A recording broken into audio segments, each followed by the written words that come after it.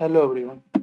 I hope आप लोग स्वस्थ और किस कर रहे होंगे, स्वस्थ भी होंगे। एग्जाम आने वाला है सीएमए का, बहुत ही अब कम दिन बचे हैं। अच्छे से प्रैक्टिस कर लीजिए। पीवाईक्यू सीरीज में ये 8th लेक्चर है। आई थिंक नाइन्थ लेक्चर है ये। पहला क्वेश्चन क्या है वो देखते हैं। डायमेंशन पूछ रहा है इस रिंग का क्यू वेक्टर स्पेस में। ये तो बहुत आसान सा है, इसके बारे में आप जानते ही होंगे कि जब हम इसको सॉल्व करते हैं तो उसके दो तरीके होते हैं।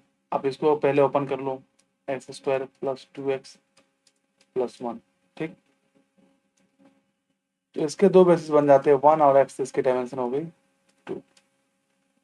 ठीक है, आप ऐसे देख सकते हो, या फिर आप ये भी यूज कर सकते हो। डायमेंशन अगर किस पे पूछ रहा है, क्यू पे, तो अगर क्यू पे अगर पूछा जाता है तो ये हो गया आपका क्यू एक्स फोन। अगर ये एफ ऑफ एक्स है तो हो जाता है डिग्री ऑफ एफ। ठीक, तो डिग्री ऑफ एफ क्या है, 2, तो इसका आंसर है ये। तो आप ऐसे भी कर सकते हो, दोनों में जो सही समझ आए आप वो यूज कर सकते हो। ठीक है, चलिए ये क्वेश्चन तो आसान था, इसलिए दो क्वेश्चन एक साथ रखा हूँ, बाकी क्वेश्चन देखते हैं। अब जो हम क्वेश्चन देख रहे हैं वो है 10th क्वेश्चन, मतलब ये वाला क्वेश्चन।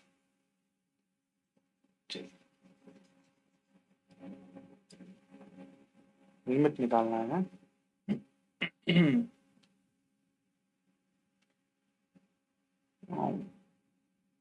कुछ पैटर्न दिख रहा है क्या, बाहर निकाल लेते हैं। तो ये होगा limit n tends to infinity pi by n I equal to 1। 1 से शुरू है ना, तो इसको ओपन कर लेते हैं। तो ये बन जाएगा आपका sine pi by n plus sign 2 pi by n plus total finite है n तक है साइन, ये तो n तक है n पाई बाय n है, और ये limit n tends to infinity जा रही है। ठीक है, तो हम क्या कर सकते हैं इसको। आपने एक लिमिट के कॉन्सेप्ट पढ़ा होगा, जिसमें कुछ इस तरह का हम फॉर्म बनाते हैं, n by 1/n summation r is equal to 1 to n f of r by n। ठीक, तो इसको हम कन्वर्ट करते हैं इंटीग्रल में, तो वो ऐसे हो जाता है, 0 से 1 जाता है और F of x D x होता है। आई होप ये हर किसी ने पढ़ा होगा, जब सीक्वेंस पढ़ते हैं उसमें लिमिट निकालते हैं, तो ये पढ़े ही हो गया। ठीक है, तो इसको हम आर बाय एन में कन्वर्ट करते हैं। तो सिंपल है, क्या करेंगे, यहाँ पर आर इक्वल टू 1 से था तो हम ये सब आर, तो आर इक्वल टू 1 से कर देते हैं, मतलब limit n tends to infinity pi by n summation r equal to 1 to n। इसलिए लिख रहा हूँ क्योंकि यही जनरली हम नोटेशन यूज करते हैं सीक्वेंस में, ताकि आपको समझ आए और दिख रहा होगा आसानी से। Sine r pi n, r pi by n। ठीक है, तो यहाँ पे अब जब इंटीग्रल में कन्वर्ट करेंगे तो हमारा एक क्या है, r by n, r by n है ना, तो हम लेट कर लेते हैं, let x equal to r by n। ठीक है, तो जब ये इंटीग्रेशन में कन्वर्ट करेंगे तो ये बाहर 1/n से था तो पाई तो बाहर रहेगा, तो 1/n जाता है इंटीग्रल में और 0 से 1 होता है, और साइन एफ ऑफ एक्स होता था, ये एक्स पाई होगा, पाई एक्स होगा। ये हो गया आपका पाई एक्स डी एक्स। ठीक है, अब इसका इंटीग्रेशन निकाल लो आप। पाई साइन का हो गया माइनस में कॉस पाई एक्स, और ये पाई एक्स का हम फिर से करेंगे तो 0 से, तो ये हो गया आपका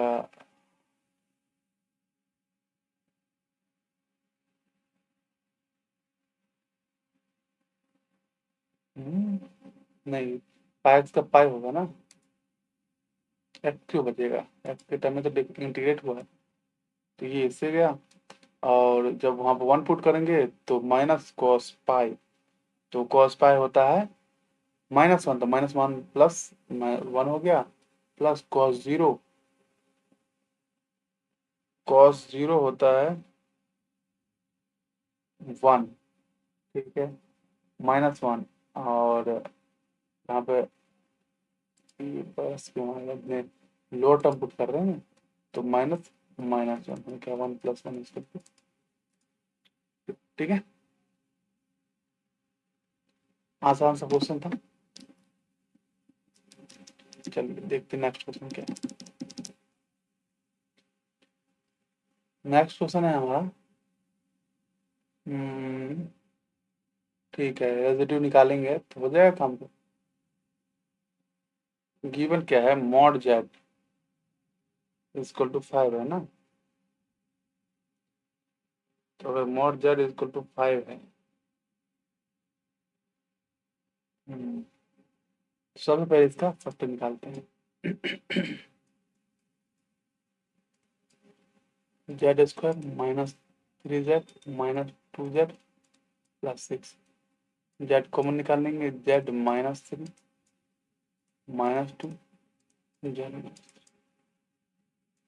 -2 ठीक है, सही है। तो पोल्स क्या हुआ हमारा, 2 एंड 3, 2 पे पोल मिल रहा है, 3 पे पोल मिल रहा है, ठीक है। अब ये कंटूर सी जो है इसके अंदर आए, हाँ, तो मॉड जेड इक्वल टू 5 है, ठीक, ये गिवन है। तो आपके पास जो कैसा बन रहा है ये देखो, अगर हम इसका ग्राफ बनाएं तो कुछ इस तरह से बनेगा, कुछ इस तरह से बनेगा, जो कि ये 5 है और ये -5 है, ठीक। तो 2 3 कह रहा है, तो यहाँ पे कहीं 2 होगा और यहाँ पे कहीं 3 होगा, तो ये जो पोल है इसके अंदर ही है। हम्म तो आप ये जो 2 है इसके अंदर है, तो क्या है, 2 and 3 are inside the contour, ठीक, इसके अंदर ही है ना। तो हम क्या निकालेंगे, रेजिड्यू, रेजिड्यू निकालने का क्या फॉर्मूला है, हम्म तो हम रेजिड्यू निकाल लेंगे, पहले तो दो पोल है 2 और 3, हम पहले दोनों तो पोल पे निकालते हैं, तो होगा, पहले रेजिड्यू निकालते हैं, उसको 2 पाई आयोडा से मल्टीप्लाई करते हैं, तो पहले रेजिड्यू निकालते हैं, residue F of F comma 2, उसके बाद एफ कॉमा 3 के निकालेंगे। तो इसका क्या कहता है, ये कहता है ऐसे, पहले तो लिमिट जेड जो है वो जाएगी आपकी 2 पे, ठीक, और जो आपकी जिस पे दिक्कत आ रही है उसको आप इसके साथ मल्टीप्लाई करके, ताकि नीचे वाला वो पोल हट जाए, ऐसे करते हैं, और एफ ऑफ जेड होगा, और ये है हमारा फंक्शन। तो limit Z tends to 2, z -2, और 1/z² -5z, हो गया limit Z tends to 2, z -2, और इसका फैक्टर क्या था, जेड -2 इंटू जेड -3, तो लिख सकते हैं जेड -2 इंटू जेड-3, ये इसके साथ गया, तो limit Z tends to 2, 1/z-3, Z की वैल्यू यहाँ पे धर देते हैं, तो 1/2 -3 इक्वल टू -1, ठीक है। तो रेजिड्यू एट 2 पे तो ये निकला, अब residue at z equal to 3 पे क्या हुआ, हम वो देखते हैं, ठीक है। तो रेजिड्यू क्या होगा, लिमिट जेड कहाँ से आ जाएगा, जेड 2, लिमिट जाएगी 3 पे, और Z -3 F of Z, correct, same है, 2 पे था, ऐसे कर रहे हैं 3 पे। ठीक है, तो इसको मैं स्पीड में वैल्यू निकाल देता हूँ। ठीक है, समझ तो हम रखे ही हैं यहाँ पे। तो जेड माइनस 3 1 एक क्लियरली लिख देता हूँ मैं, Z minus 2 into Z minus 3। तो ये इसके साथ गया, इसकी वैल्यू यहाँ पे धर दो तो 3 माइनस 2 इसका होगा। ठीक है। हम्म हम्म अब रेसिड्यू थ्योरम अप्लाई कर दो। बाय रेसिड्यू थ्योरम क्या कहता है? हम्म सी पे है, अगर आपको जेड डी जेड है तो क्या लगते हैं, 2 पाई आयोटा समीशन रेसिड्यू इनसाइड से,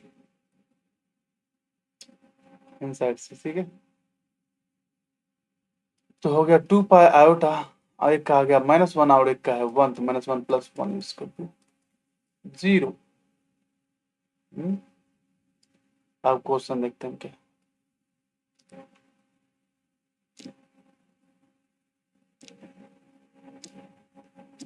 क्वेश्चन कह रहा है 2 पाई आयोटा। ठीक है, अब m की वैल्यू बतानी है, what is the value of m। लेकिन इसकी वैल्यू क्या आई, 0। तो m क्या होगा जो ये 0 बन जाए, तो m को क्या होना पड़ेगा, 0। तो आपका आंसर क्या होगा, m इक्वल टू 0। सही है। हम्म सही है, कॉम्प्लेक्स एनालिसिस का बेसिक सा क्वेश्चन। ठीक, चलिए अब देखते हैं नेक्स्ट क्वेश्चन क्या है।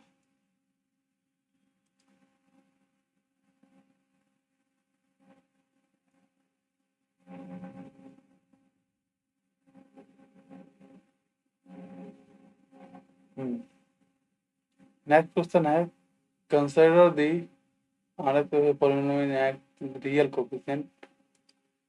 Coefficient as a real vector space. ठीक है, आर लीनियर ऑपरेटर। ठीक है। नली अच्छा नलिटी हो, ध्यान देने वाली बात है, इसके बारे में बात कर रहे हैं, नलिटी फाइंड करना है। नलिटी की डेफिनेशन तो पता होगा ना। हम्म? क्या होता है नलिटी की डेफिनेशन?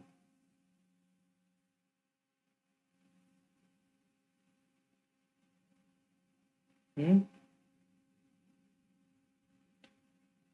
सही बात है, कोई एक्स मिले जिसपे वो सबके सबके जीरो पे मैप कर रहा होगा। ठीक, यही होता है।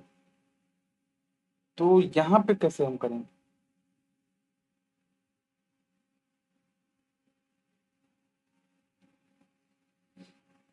नलिटी फाइंड करना है।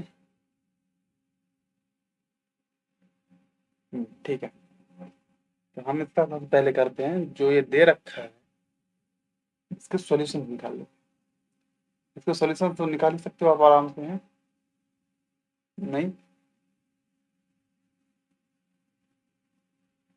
एम स्क्वायर है माइनस एम है plus m square minus 2m नहीं होगा।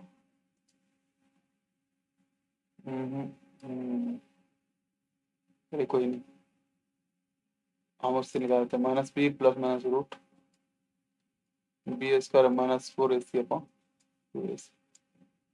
तो -b में हो गया 1 plus minus root b square -4 upon 2 1/2 plus minus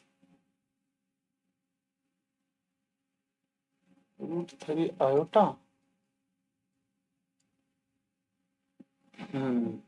ठीक है, तो इसका सॉल्यूशन क्या होगा, हमारा फंक्शन यहाँ से बन गया f(x), ये रियल पार्ट है तो ये जाएगा e⁻x/2, ये इमेजिनरी पार्ट है तो c1 cos √3/2 plus c2 of x। ठीक, प्लस c2 साइन √3/2 x। ठीक है, नलिटी फाइंड करना है ना, ये हमारा हो गया solution. Consider polynomial in x, all in operator nullity का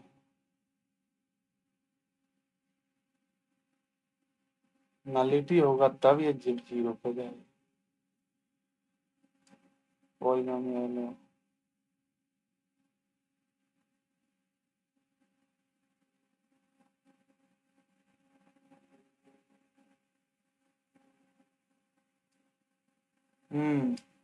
यहाँ पे ये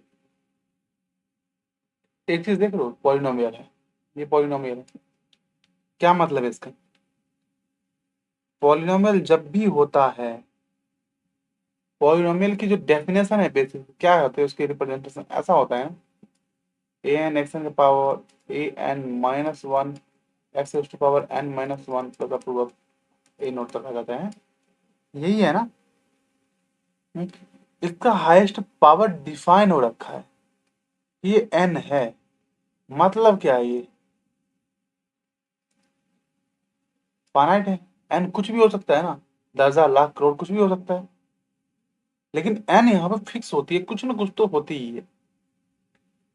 ठीक है, तो हाईएस्ट पावर जब हमें डिफाइन होती है कि ये हाईएस्ट पावर है, तो पॉलिनोमियल बनता है, ये हमारा पॉलिनोमियल है। लेकिन इस क्वेश्चन में देखो आप, एक पावर x/2 है, उसके बाद cos √3/2 x है, साइन √3/2 x है। ये जितने भी हैं ये सारे के सारे क्या हैं? ट्रांसेंडेंटल फंक्शन टाइप है ना। इसका सीरीज आप क्या लिखते हो? इनफाइनाइट सीरीज है ये। जब इसका एक्सपेंशन आप लिखते हो तो ये क्या है? इनफाइनाइट सीरीज है। ये तीनों तीनों क्या है? इनफाइनाइट सीरीज है। क्या ये पॉलिनोमियल बना रहे हैं क्या? जब ये इनफाइनाइट सीरीज है, इसके हाईएस्ट डिग्री मुझे बता दो कितनी होगी। हमें नहीं पता ना, तो बढ़ती जाएगी। हम्म तो ये पॉलिनोमियल के बेसिक डेफिनेशन को नहीं कर रहा है, तो इसका मतलब ये है कि अगर मैं C1 और C2 को 0 ले लूं, तब जाके ये f(x) जो है ये किसके इक्वल होगा? 0 की इक्वल होगा। हम्म मतलब जीरो फंक्शन ही इसके पास है, ट्रिवियल फंक्शन है सिंपल, जिसपे ये 0 हो रहा है।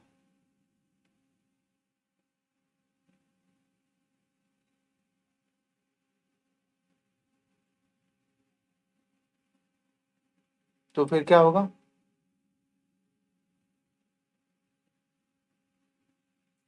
तो सिर्फ 0 ही वेक्टर है और कुछ है ही नहीं, तो इसलिए इसकी नलिटी हो जाएगी आपकी 0।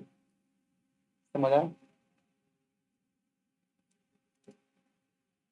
हम्म इसमें जो क्लू था ना वो यही था, मेन जो हमें समझने वाली बात थी वो ये थी कि जो भी ये फंक्शन बन रहा है, ये ट्रांसडेंडल फंक्शन है, ये पॉलिनोमियल नहीं बन रहा। हमें बात कर रहा है पॉलिनोमियल की, तो इसके पास कुछ मिल ही नहीं रहा। ठीक है, इसलिए इसकी नलिटी क्या होगी? 0 होगी। अब ये 0, f(x) इक्वल टू सिर्फ 0, यही एक सॉल्यूशन है ट्री के। ठीक है, सिर्फ यही एक सॉल्यूशन है इसके, इसलिए नलिटी क्या होगी? 0। ठीक है, मतलब कोई भी एक्स आप ले लो, कोई फर्क नहीं पड़ रहा है इसको, क्योंकि ये इनफाइनाइट है। आई होप आपको ये समझ आया होगा। नेक्स्ट वीडियो में नेक्स्ट क्वेश्चन देखेंगे। नेक्स्ट ये सारे सारे PYQ हैं एज एन सी का। मिलते हैं नेक्स्ट वीडियो में। तब तक के लिए लाइक शेयर एंड सब्सक्राइब जरूर कर लीजिए।